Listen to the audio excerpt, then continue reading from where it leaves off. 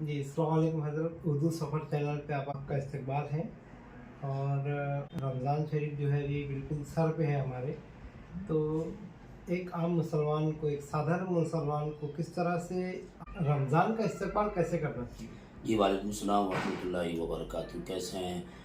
हैं आप? जी, बहुत दिनों के अल्हम्दुलिल्लाह। बाद आप मिले और आपका जी, उर्दू सफ़र चैनल जिसको मैं देखता रहता हूँ, जी, माशाल्लाह कंटेंट अल्हम्दुलिल्लाह, अच्छा डालते हैं, अल्हम्दुलिल्लाह। बहुत शानदार कंटेंट डालते हैं, बहुत लोगों बहुत के इल्म में शुक्रिया, इजाफ़ा होता अल्हम्दुलिल्लाह। है। आपका जो सवाल है कि जो रमज़ानुल मुबारक बहुत करीब है, 2 से जी, 3 दिन के बाद उसका आगाज़ होगा, जी, तो उसका इस्तक़बाल कैसे करें? बिल्कुल।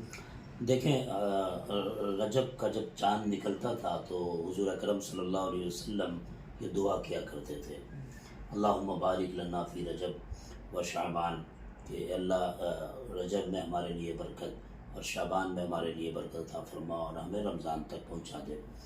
हुज़ूर अकरम सल्लल्लाहु ताला अलैहि वसल्लम की ज़िंदगी हमारे लिए नमूने अमल है। हम ये देखेंगे कि हुज़ूर और सहाबा इकराम, तबे ताबईन, ताबईन तबे ताबईन किस तरह से रमज़ान का इस्तक़बाल करते थे। जी, हम ये देखते हैं कि हुज़ूर अकरम सल्लल्लाहु अलैहि वसल्लम, हज़रत आयशा सिद्दीक़ा सलामुल्लाह अलैहा कहती हैं कि रमज़ान के अलावा सबसे ज़्यादा हुज़ूर इस माह में यानी शाबान में रोज़े रखा करते थे। जी, एक तरह से ये प्रैक्टिस भी है, इसलिए कि रमज़ान का रोज़ा फ़र्ज़ है, बिल्कुल, तो शाबान में रोज़े हुज़ूर रखा करते थे। तो ये शाबान में रोज़े कसरत से रखना ये एक तरह से इस्तक़बाल रमज़ान है। बिल्कुल, बिल्कुल। उसके अलावा हम देखते हैं कि हुज़ूर अकरम सल्लल्लाहु ताला अलैहि वसल्लम कसरत से कुरान की तिलावत भी करते हैं, जी, ये भी इस्तक़बाल रमज़ान है। सहाबाए किराम की ज़िंदगी में देखते हैं, हज़रत अनस बिन मालिक फरमाते हैं कि सहाबाए किराम का मामूल ये था कि शाबान में ही कुरान की तिलावत कसरत से करने लगते और अपने मालों की ज़कात निकालते ताकि गुरबा और मसाकीन उनका जो रमज़ान है वो सही से गुज़र सके। जी, तो इस्तक़बाल रमज़ान में ये नहीं है कि आप चने ख़रीद लें, हुँ, आप इस तरह के जो साजो सामान है ये ख़रीद लें, लोग इसी को समझते हैं। जी, नहीं, बल्कि मैं उर्दू सफ़र के चैनल के ज़रिए सुनने वाले को बताऊंगा कि इस्तक़बाल रमज़ान ये है कि आप अभी से मिज़ाज बना लें कि हमें मुकम्मल रोज़ा रखना है, अभी से मिज़ाज बना लें कि हमें रमज़ानुल मुबारक में कसरत से कुरान की तिलावत करनी है। अभी से अपने आप को तैयार कर लें कि हमारा जो रोज़ा होगा वो हर ज़ाविये से नेकी वाला रोज़ा होगा, बिल्कुल, हर ज़ाविये से मुज़य्यन वो रोज़ा होगा।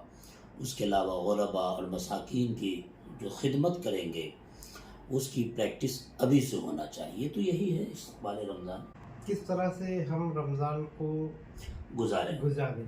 जी बिल्कुल, बहुत अच्छा सवाल है ये। जी, देखें, एक तो 2 तरह के लोग पाए जाते हैं और एक तो वो लोग हैं जो अभी से मिज़ाज बना लेते हैं कि मैं डायबिटीज़ का शिकार हूँ जी, जी, जी। या मुझे ये चीज़, ये बीमारी लाहक है, मैं रोज़ा नहीं रख पाऊँगा, मिज़ाज बना लेते हैं हुँ, ऐसा। हुँ, कुछ लोग नहीं भी हैं तो वो भी बहाना मान लेते हैं, बहाना लगा लेते हैं। और कुछ लोग रोज़ा रखते हैं मगर वो सुबह से लेकर शाम तक भूखा और प्यासा रहना बस यही हुँ। समझते हैं कि ये रोज़ा जी, है। जी, जी। आपने जो सवाल किया है ये जी, आपके चैनल के नाज़रीन के लिए बड़ा जी, मुफीद होगा। जी, देखिए, रमज़ान कैसे हम गुज़ारें ये भी हम हुज़ूर अकरम सल्लल्लाहु अलैहि वसल्लम की ज़िंदगी से देखते हैं। सहाबा किराम के मामूलात क्या थे रमज़ान मुबारक में, हम उनकी ज़िंदगी से देखते हैं। हम रोज़ा रखें, रोज़ा कहते ही हैं कि सुबह से लेकर शाम तक तमाम तर चीज़ों से, खाने पीनों से और जिमा से और शहवत वाली चीज़ों से, इन तरह की चीज़ों से बचना। सिर्फ इसी का नाम रोज़ा नहीं है बल्कि हमारी आँखों का भी रोज़ा होना चाहिए, हाथ का भी रोज़ा होना चाहिए, पैर का भी रोज़ा होना चाहिए। अब पूछेंगे कि हाथ और पैर का रोज़ा क्या है? तो आँख का रोज़ा ये है कि गलत चीज़ों की तरफ तकने से आँख महफूज रहे। हाथ का रोज़ा ये है कि जुल्म से महफूज रहे। पैर का ये है कि वो गलत तरफ चलने से महफूज रहे। और नमाज की बिल्कुल पाबंदी करें, सुनन, मुस्तहबात और नवाफिल पर भी पाबंदी करें। زیادہ سے زیادہ قرآن کی تلاوت کریں، چونکہ یہ جو مہینہ ہے یہ نیکیوں کی جو فصل ہے وہ کاٹنے کا مہینہ ہے۔ صوفیہ فرماتے ہیں کہ رجب عبادت کے بیج بونے کا، شعبان آنسوؤں سے سیراب کرنے کا، اور رمضان فصلیں کاٹنے کا مہینہ ہے۔ تو آپ روزہ رکھیں اور ساتھ ساتھ آپ قرآن کی تلاوت کرتے رہیں، ہم وقت آپ کی زبان پر ذکر ہو، ذکر و اذکار ہو، ورد و وظائف ہوں، اور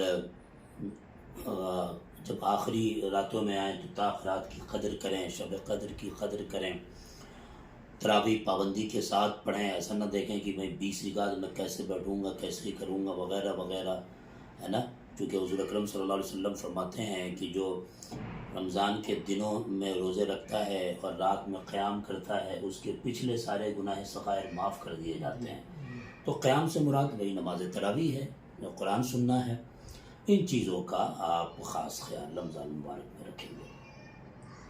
ایک سوال اور، جی بالکل پوچھیں آپ۔ نوجوانوں کو کیسے اس کو ہینڈل کرنا چاہیے؟ رمضان کو کس طرح سے نوجوانوں کو اپنے آپ پہ قابو رکھنا چاہیے اس رمضان مہینے میں؟ دیکھیں، میں آپ کو ایک حدیث شریف کا مفہوم بتاتا ہوں۔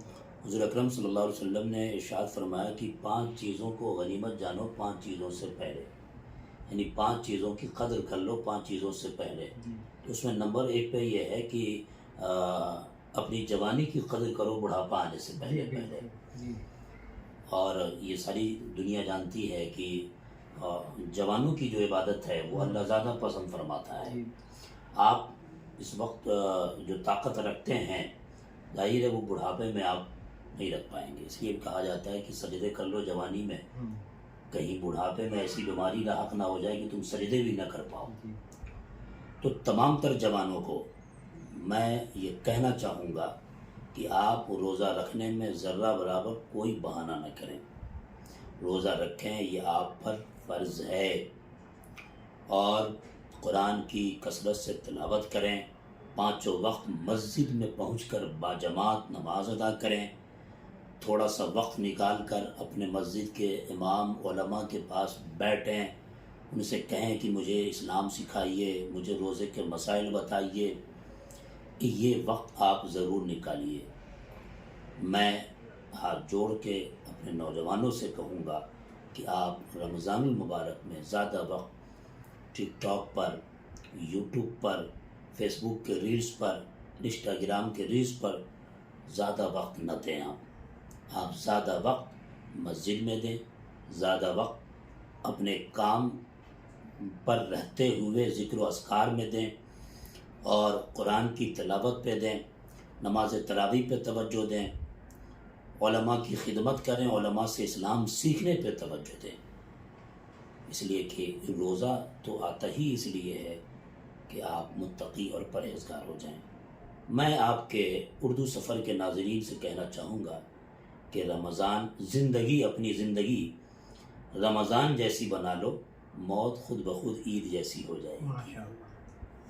حضرت میں اور ایک سوال آپ سے کرنا چاہتا ہوں، رمضان میں جو روزے ہیں کس طرح سے رکھنا چاہیے؟ ایک بیمار آدمی ہے، جو تکلیف میں ہے، وہ کس طرح سے روزہ رکھ سکتا ہے؟ یہ یوں کہے کہ ایک غریب آدمی جو ہے وہ کس طرح سے اپنے گھر میں روزہ رکھے، یا ایک امیر آدمی ہے وہ کس طرح سے اپنے آپ میں مطلب روزہ رکھے؟ وہ دیکھیے، اسلام تو بڑا خوبصورت دین ہے۔ اسلام بوجھ نہیں دیتا ہے اپنے فالوورز پر۔ شریعت جو ہے، آپ دیکھیے، آپ اگر جو بھی اسلام کو جانا وہ قربان ہو گیا۔ اس میں امیری اور غریبی کیا؟ روزہ رکھنے میں امیری اور غریبی کیا؟ صبح سے لے کے شام تک، میں کس طرح کا ہے؟ صبح سے لے کے شام تک بھوکا رہنا ہے، اور جمع سے دور رہنا ہے، ہر وہ چیز سے دور رہنا جس سے روزہ ٹوٹ جاتا ہے، اس سے اپنے آپ کو دور رکھنا ہے۔ یہ امیر بھی کر سکتا ہے، غریب بھی کر سکتا ہے۔ ہاں، یہ ہے کہ افطار میں ظاہر ہے کہ پیسہ ہے، امیر ہے تو وہ زیادہ افطاری کا سامان کرے گا، غریب ہے تو زیادہ نہیں کر پائے گا۔ تو اب یہ دیکھیں کہ ہمارے یہاں کھجور سے یہ سنت طریقہ ہے افطار کرنا. آپ کے پاس نہیں ہے تو آپ کھجور سے پانی سے افطار کر لیں. امیروں سے ہم یہ کہنا چاہیں گے کہ آپ جس خوشحالی سے اپنا رمضان گزارتے ہیں گزارنا چاہتے ہیں، اللہ نے آپ کو پیسہ دیا ہے، اللہ نے آپ کو طاقت دی ہے، تو آپ اپنے پڑوس میں جو غریب ہیں ان کا بھی رمضان جو ہے بہتر سے بہتر کریں، ان کی بھی خوشیوں میں اضافہ کریں. آپ ان کے یہاں بھی دیکھیں کہ افطار کا سامان ہے یا نہیں. افطار میں ہمارے مشائخین جو سلسلے کے ہیں وہ اس بات کو پسند فرماتے تھے کہ اپنے دسترخوان پر 4 آدمی کو لے کے بیٹھو. ہر امیر اس طرح سے اگر کرے تو غریب کا بھلا بھی ہوگا اور اس کی نیکیوں میں اضافہ بھی ہوگا. جی چلے پھر انشاءاللہ آپ سے ملاقات ہوگی. آپ بہت بہت شکریہ، بہت بہت شکریہ. اور الحمدللہ ہم یہ چاہیں گے کہ آنے والے رمضان میں آپ کے، ہمارے اور ہم سب کے امت مسلمہ کے پورے روزے ہو، اور ہم جتنی عبادت ہو سکتی ہمارے خدا کے لیے، اللہ کے لیے، اتنی عبادت کریں اور اللہ کو اپنے خوش کریں.